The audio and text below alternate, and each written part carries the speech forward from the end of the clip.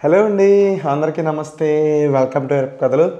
Malta దేశ పర్యటనలో ఈరోజు మనది చివరి రోజు అండి, 7వ రోజు. సో చూసారు కదండి, ఈ హౌస్ మనం తీసుకున్న అకామిడేషన్ అనమాట. ఇది 3వ రోజు వీడియోలో చూపించాను. సో ఇప్పుడు టైం అయితే మార్నింగ్ 10:30 అయిందండి. మన ఫ్లైట్ ప్యారిస్కి సాయంత్రం 5ంటికి ఉంది. సో ఆ లోపు మనం మరి లగేజ్ తోటి మొత్తం సైట్ సీయింగ్ చేయడం కష్టం కాబట్టి ఈ హౌస్ ఓనర్ని అడిగితే అతను ఏం చేశారంటే అక్కడ ఈ హౌస్ ఓనర్ని రిక్వెస్ట్ చేస్తే అతను ఇదిగోండి లగేజ్ ఇక్కడ పెట్టుకోవచ్చు అని చెప్పేశారు. జస్ట్ సింపుల్గా లగేజ్ ఇక్కడ పెట్టేసాం. చాలామంది ప్రాబ్లం ఫేస్ చేస్తూ ఉంటారండి. చెక్అవుట్ ఏమో మార్నింగ్ 10-11కి చేయమంటారు, కానీ ఫ్లైట్ కానీ ట్రైన్ కానీ సాయంత్రం ఉన్నప్పుడు మనం ఆ హోటల్ ఓనర్స్ని కానీ ఎయిర్బిఎన్బి ఓనర్ని కానీ రిక్వెస్ట్ చేస్తే చాలామంది యాక్సెప్ట్ చేస్తారు లగేజ్ పెట్టేసుకుని. మనం అయితే ఇప్పుడు వెళ్ళిపోదాం వలెట్టాకి, క్యాపిటల్ సిటీకి వెళ్ళి మిగిలిపోయిన సైట్ సీయింగ్ ఏమైనా ఉంటే చూసేసి, అలాగే మన గివ్ అవే విన్నర్స్కి కొంచెం గిఫ్ట్స్ కూడా కొనేసి అక్కడి నుంచి ఇక్కడికి వచ్చి లగేజ్ తీసుకుని ఇక్కడి నుంచి ఎయిర్పోర్ట్కి వెళ్ళిపోవచ్చు అనమాట. సో అది ప్లాన్. ప్రీవియస్ వీడియోస్ అన్నీ చూసారనుకుంటున్నామండి. బ్యూటిఫుల్గా కవర్ చేసాం మాల్టా అంతా. ఒకవేళ చూడకపోతే కింద పిన్ కమెంట్లోనూ డిస్క్రిప్షన్లోనూ ఇస్తున్నాను, చూడండి. So checkout time. బాయ్. ఈ వ్యూ చూడండి, బ్యూటిఫుల్ వ్యూ, అసలు మంచి ప్లేస్. అండ్ ఇదిగోండి, ఇది మనం వాడిన ట్రాష్ అనమాట. జస్ట్ ఇలాగ కవర్లో మూట కట్టేసి పెట్టేస్తే ఇప్పుడు క్లీనింగ్ వాళ్ళు వచ్చి తీసుకెళ్ళిపోతారు. అండ్ ఇదిగోండి, ఇది మెయిన్ ఎంట్రన్స్. సో మెయిన్ ఎంట్రన్స్కి రావడానికి కూడా ఇక్కడ కోడ్ ఉంటుంది అనమాట. సో ఈ కోడ్ కొడితే కీ బయటకు వస్తుంది. ఆ కీతో ఈ డోర్ ఓపెన్ చేసుకోవాలి. సో అక్కడ ఉన్న మన లగేజ్ సేఫ్గానే ఉంటుంది అనమాట. ఈ కోడ్ తెలియకుండా ఎవరు కూడా లోపలికి రాలేరు. అండ్ ఇక్కడ పబ్లిక్ ట్రాన్స్పోర్ట్స్ చూపించాను కదండి, బస్సులో ట్రావెల్ చేసేటప్పుడు చాలా వీడియోస్ పెట్టాను. అండ్ ఇంకొక ఇంపార్టెంట్ పాయింట్ ఏంటంటే ప్రతి సందులోనూ 2 బస్ స్టాప్స్ ఉన్నాయండి. ఫర్ ఎగ్జాంపుల్ ఈ స్ట్రీట్ చూసారనుకోండి, ఆ చివరో బస్ స్టాప్ ఉంది, ఈ చివరో బస్ స్టాప్ ఉంది, అండ్ మధ్యలో కూడా బస్ స్టాప్ ఉంటుంది అనమాట. అండ్ లిటరల్లీ ప్రతి 1/2 కిలోమీటర్ లోపలనే ఒక బస్ స్టాప్ ఉంది. అంటే ఏ సిటిజన్కైనా సరే మినిమం 5 నిమిషాలు కూడా నడవకుండానే ఒక బస్ స్టాప్ అందుబాటులో ఉంది. అండ్ ఈరోజు మేము పక్కనే ఒక శారదా విద్యానికేతన్ స్కూల్ ఓపెన్ చేశారండి. అదిగోండి, అందుకే స్కూల్ యూనిఫామ్ వేసుకున్నాం. సో ఇదిగోండి సేమ్ యూనిఫామ్ వేసుకుని స్కూల్కి వెళ్తున్నాం. ఇప్పుడు వలెట్టాలో ఉంది ఆ స్కూల్. సో గూగుల్ చెప్పిన దాని ప్రకారం 10:46కి బస్సు రావాలండి. అదిగోండి ఎగ్జాక్ట్గా 10:46కి అయితే బస్సు వచ్చేసింది. మన వజ్రాయుధాలు అలాగే ఉన్నాయి కదా మన దగ్గర. సో ఈ మాల్టాలో పబ్లిక్ ట్రాన్స్పోర్ట్స్ యూజ్ చేసుకుంటూ ఎక్స్ప్లోర్ చేయాలంటే చాలా ఆర్గనైజ్డ్గా ఉండాలి. కాదు నాకు కొంచెం ఫ్లెక్సిబిలిటీ కావాలనుకున్న వాళ్ళు ఎయిదర్ కార్ అనేది రెంట్కి తీసుకోవాలి, లేదంటే క్యాబ్స్ అయినా వాడుకోవాలి. ఫర్ ఎగ్జాంపుల్ మీరు 4 బ్యాచ్ వచ్చారనుకోండి, క్యాబ్ వాడుకోవచ్చు. 4 షేర్ చేసుకుంటారు కాబట్టి మీకు ఎకానమికల్గానే ఉంటుంది. కాదు ఇప్పుడు మేము ఇద్దరమే వచ్చాం కదా, కార్ రెంట్ వేస్టే, అలాగని క్యాబ్స్ కూడా ఎక్కువైపోతుంది. మేమైతే ఎక్కడికి వెళ్ళినా సరే లోకల్గానే తిరుగుతామండి. ఫ్రాన్స్లో చాలా ప్లేసెస్కి వెళ్ళాము. అండ్ వేరు కంట్రీస్కి ఎక్కడికి వెళ్ళినా పబ్లిక్ ట్రాన్స్పోర్ట్ కార్డే తీసుకుంటాం. సో సరదాగా అలా లోకల్స్తో కలిసి ట్రావెల్ చేస్తున్న ఫీల్ వస్తుందని చెప్పేసి అలా చేస్తామన్నమాట. నాకైతే పబ్లిక్ ట్రాన్స్పోర్ట్స్ వాడడం ఎక్కడైనా ఇష్టమే. ఈవెన్ ఇండియాలో కూడా నేను హైదరాబాద్లో ఉన్నా కూడా మెట్రోలో తిరగడం, ఆ సిటీ బస్సెస్లో ట్రావెల్ చేయడం నాకు చాలా అలవాటు, ఇష్టం కూడా.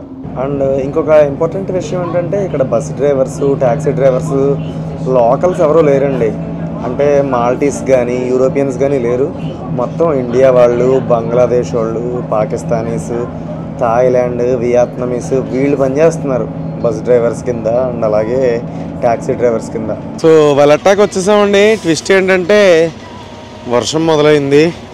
వర్షంలో ఇప్పుడే టిఫిన్ చేసి జస్ట్ కాఫీ తాగుతున్నాం అన్నమాట. అంటే కొంచెం వర్షం తగ్గితే కొద్దిగా ఏదైనా ప్లేసెస్ ఎక్స్ప్లోర్ చేద్దాం, చూద్దాం ఏమవుతుందో. వర్షం కానీ పెద్ద ట్విస్టే ఇచ్చింది లాస్ట్ రోజు. ఇప్పటి వరకు ఎప్పుడు వర్షం లేదు అసలు.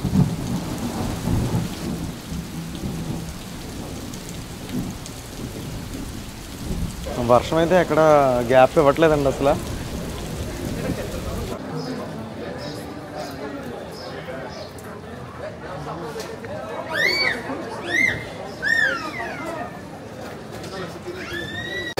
సో అవనీర్స్ అయితే కొనేసామండి. సో టైం ఆఫ్టర్నూన్ 1 o'clock అయింది. మన ఫ్లైట్ ఈవినింగ్ 5 o'clock కాబట్టి ఇంకా పెద్దగా ఎక్స్ప్లోర్ చేయడానికి మనకి టైం ఏం లేదు. సో ఒక తెలుగు అబ్బాయి మమ్మల్ని కాంటాక్ట్ అయ్యాడండి. తను మీట్ అవుతాను అంటున్నాడు. వీలైతే తనని కలిసేసి అటు నుంచి అటే ఇంటికి వెళ్ళిపోయి లగేజ్ పిక్ చేసుకుని ఇంక ఎయిర్పోర్ట్కి వెళ్ళిపోవడమే. సో మాల్టాలో తెలుగు అబ్బాయిని కలుస్తున్నానని చెప్పాను కదండి.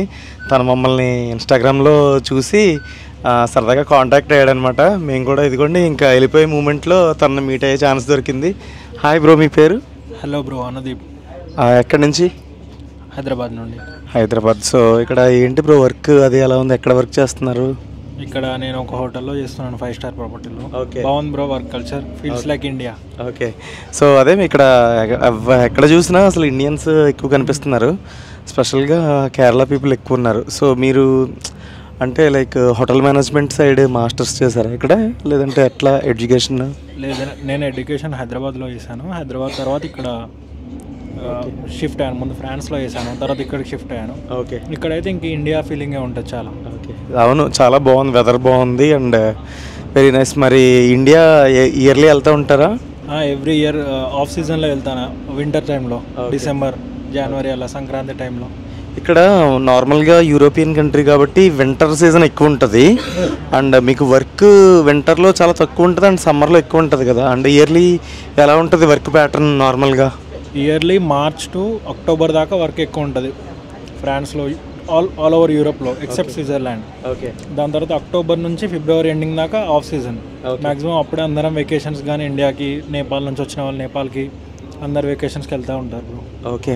అండ్ చాలామంది స్టూడెంట్స్ మెసేజ్ చేస్తున్నారు అనమాట, మాల్టా వస్తాము అని. చాలామంది ఏంటంటే తెలిసి తెలియక ఏజెంట్స్ కూడా ఎక్కువ డబ్బులు కడుతున్నారు.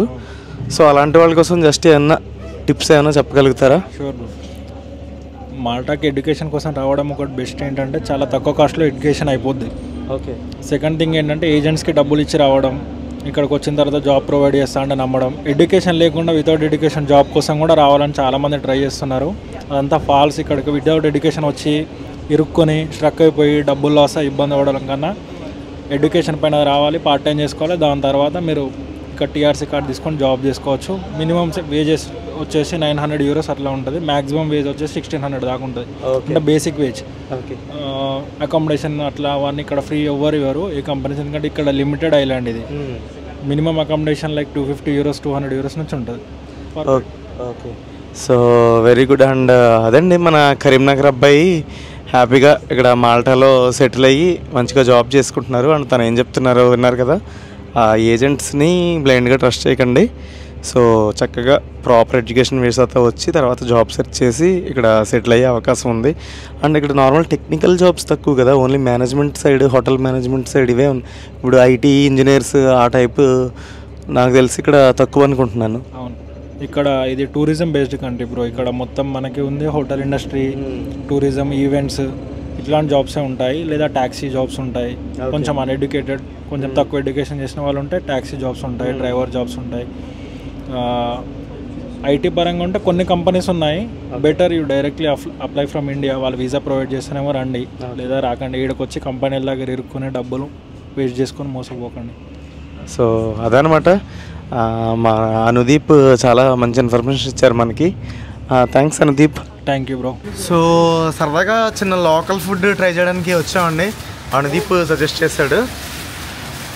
ఏంటి బ్రో ఇది? సో ఇదిగోండి, ఇదేంటి బ్రో ఇది? ఇది chicken pastizzi bro. Okay. Maltese street food. Okay. ఇక్కడ చాలా స్ట్రీట్స్లో, ఎవ్రీ స్ట్రీట్లో ఒక పస్తీజీ షాప్ ఉంటుంది. ఓకే. ఇది లైక్ మన ఎగ్ పఫ్ లా ఉంటుంది ఇండియాలో. ఇది 50 cents వస్తుంది. పిజ్జాస్ ఉన్నాయి. ఓకే. లసాగ్నా ఉంది. ఓకే. బ్రెడ్స్ ఉన్నాయి. ఓకే. అన్నీ బిలో 2 euros ఉంటాయి. Okay. Below 2 euros. Street food, pocket friendly, hand carry. Same మన ఇండియాలో పఫ్ ఉంటుంది కదా, అలాగే ఉంది. బాగుంది. సో ఎయిర్పోర్ట్కి వచ్చామండి. అనుదీప్ మాకు కూడా వచ్చాడు ఎయిర్పోర్ట్కి. సో చాలా హ్యాపీ అండ్ సూపర్. మాకు చాలా మంచి విషయాలు చెప్పాడు. మీకు లోపలికి వెళ్ళాక ఎక్స్ప్లెయిన్ చేస్తాను అన్నీ. Thank you Anudeep. And good luck. Thank you. మనం మాల్టాకి వచ్చినప్పుడు మిడ్ నైట్ అయిపోయిందండి. అప్పుడు మీకు ఎయిర్పోర్ట్ చూపించలేదు కదా. సో ఇదిగోండి, ఇదంతా ఎయిర్పోర్ట్ అంబియన్స్. ఇదిగోండి మన చెక్ ఇన్ కౌంటర్. మనది కేఎం మాల్టా ఎయిర్లైన్స్ అనమాట. సో అక్కడికి వెళ్ళిపోయి మన 15 kg బ్యాగ్ ఇచ్చేసి డైరెక్ట్ చెక్ ఇన్ గేట్స్ దగ్గరికి వెళ్ళిపోవడమే. ఈరోజు చెక్ ఇన్లో ఒక కొత్త ఎక్స్పీరియన్స్ అండి. ఇదిగోండి ఈ బ్యాగ్ చూసారా. సో ఇదంతా బల్కీగా ఏం లేదు. నార్మల్గా ఇలాంటి బ్యాగ్స్ చెక్ ఇన్ కౌంటర్లో ఇస్తే వాళ్ళు తీసేసుకుంటారు. కానీ వాళ్ళు స్పెసిఫిక్గా ఇదిగోండి బల్కీ లగేజ్ అని ఉంది చూసారా. సో అక్కడికి వెళ్ళి చెక్ ఇన్ చేయమని చెప్పారు. ఇదిగోండి బల్కీ లగేజ్ ఇక్కడ పెట్టాలంటది. సో పర్వాలేదండి, మాల్టా ఎయిర్పోర్ట్ కూడా బాగుంది. కేఎఫ్సి, బర్గర్ కింగ్ ఇవన్నీ ఉన్నాయి.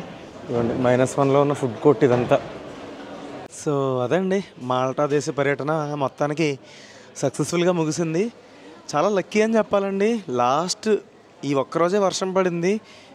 దీనికి ముందు 6 రోజులు కనుక రెయిన్ పడి ఉంటే మనం అడ్డంగా బుక్ అయిపోయేవాళ్ళం. అసలు ఆ బ్యూటిఫుల్ ఎక్స్ప్లోరేషన్ ఆ రిమోట్ ఏరియాలో అంతా కూడా ఎక్స్ప్లోర్ చేయడానికి వెళ్ళినప్పుడు ఇదే రెయిన్ పడి ఉంటే చాలా కష్టపడాల్సి వచ్చేది. సో ఓవరాల్గా మాల్టా ఒక అద్భుతమైన కంట్రీ అండి. మిక్స్డ్ కల్చర్ ఉంది. ఎస్పెషల్గా మన ఇండియన్స్, అందులోనూ కేరళ వాళ్ళు ఎక్కువ ఉన్నారు, తెలుగు వాళ్ళు కూడా ఎక్కువే ఉన్నారు. అండ్ ఇక్కడ అందరూ చక్కగా వచ్చి జాబ్స్ చేసుకోవడం ఇదంతా కూడా బాగుంది. అంటే ఇండియాలో కన్నా ఇక్కడ ఎకనామికల్గా వాళ్ళు మంచి స్టెబిలిటీని అయితే సాధిస్తున్నారు. అండ్ మాల్టీస్ లోకల్ పీపుల్ కూడా చాలా చాలా ఫ్రెండ్లీ పీపుల్ అంటండి. మనకి వాళ్ళతో డైరెక్ట్గా మాట్లాడే ఛాన్స్ రాలేదు, కానీ ఇందాక మన అనుదీప్ చెప్తున్నాడు, చాలా చాలా కామ్, ఒబీడియంట్, అందరికీ రెస్పెక్ట్ ఇస్తారు. అండ్ ఇక్కడ మాట్లాడే లాంగ్వేజ్ అంతా కూడా ఇంగ్లీష్. ఇక్కడ restaurant owners, business owners, real estate వీళ్ళందరూ కూడా ఎక్కువ మాల్టీస్ పీపుల్ ఉన్నారనమాట. సో ఇక్కడ వేరే వాళ్ళు ఏదైనా బిజినెస్ చేయాలి అంటే ఆ మాల్టా వాళ్ళని పార్ట్నర్గా పెట్టుకుని బిజినెస్ చేయాలంట. సో చాలా బాగుందండి ఓవరాల్గా కంట్రీ. మాల్టా కంట్రీకి సంబంధించి ఈ ఇంపార్టెంట్ ఇన్ఫర్మేషన్ కూడా నోట్ చేసుకోండి. మీరు ఒక డబల్ బెడ్రూమ్ ఫ్లాట్ తీసుకోవాలంటే €500 రెంట్ పే చేయాల్సి వస్తుంది. మీకు వచ్చే మినిమం శాలరీ €1200 ఉంటుందండి. ఒక మిడ్ రేంజ్ శాలరీ అనుకుంటే అది మీకు €1800 ఉంటుంది. మీరు మేనేజర్ పొజిషన్ లాంటి పొజిషన్కి వెళ్ళగలిగితే మ్యాక్సిమం శాలరీ ఒక €3000 వరకు వస్తుంది. మేనేజర్ కంటే కొంచెం తక్కువ పొజిషన్లో ఉన్న వాళ్ళకి 2100 నుంచి €2800 వరకు రావచ్చు. వింటర్ సీజన్లో కొంచెం శాలరీస్ తక్కువ ఉంటాయి, ఎందుకంటే బిజినెస్ తక్కువ ఉంటుంది కాబట్టి. మీరు కనుక బ్యాచిలర్ అయితే నెలకు ఒక €450 పెట్టుకుంటే మ్యాక్సిమం మీకు ఫుడ్ బెడ్ సెట్ అయిపోతుంది. అదనమాట. సో ఈ వీడియో మీకు నచ్చింది అనుకుంటున్నానండి. సో మాకైతే ఇప్పుడు టైం 3 o'clock అయింది. రిలాక్స్డ్గా ఒక 2 గంటల ముందే వచ్చేసాం. చెక్ ఇన్ కూడా అయిపోయింది. లైట్గా ఏదైనా ఫుడ్ తిని 5ంటికి ప్యారిస్ ఫ్లైట్ ఎక్కి 7 o'clock ప్యారిస్లో దిగుతాం. నేను ఎప్పుడు కూడా ఏ ఎయిర్పోర్ట్లోనూ చూడలేదండి, ఫస్ట్ టైం చూస్తున్నాను ఇలాగా. ఇక్కడ అబ్జర్వేషన్ డెక్ అని చెప్పిచ్చారు 3rd floorలో. సో ఇక్కడికి వచ్చి చూస్తే మనకి ఇదిగోండి మొత్తం రన్వే మీద ఆగున్న ఫ్లైట్స్ అన్నీ చక్కగా కనిపిస్తున్నాయి. ఇక్కడ మాల్టా, అక్కడేమో ఎమిరేట్స్, అక్కడేమో రయానెయిర్. చూసారు కదండి, ఇక్కడ ప్యారిస్ వెళ్ళే మన ఫ్లైట్ అయితే రన్వే మీద రెడీగా ఉంది. ఎక్కి కూర్చుంటే 2.5 గంటల్లో ప్యారిస్లో ల్యాండ్ అయిపోతాం. మాల్టా ట్రిప్ అయితే అద్భుతంగా జరిగింది. వీడియోస్ కూడా చాలా చాలా బాగా వచ్చాయి. చాలా కష్టపడి చాలా ఇన్ఫర్మేషన్, మంచి మంచి ప్లేసెస్ అన్నీ గ్యాదర్ చేసి కష్టపడి 10 వీడియోలు చేసాం. ఒకవేళ మీరు అవి చూడకపోతే కింద డిస్క్రిప్షన్లోను, పిన్ కమెంట్లోనూ ఉంటుందండి. కంపల్సరీగా మీ ఫ్రీ టైంలో చూసి లైక్ అండ్ కమెంట్ చేసి సపోర్ట్ చేస్తారని ఆశిస్తున్నాను. Thank you so much.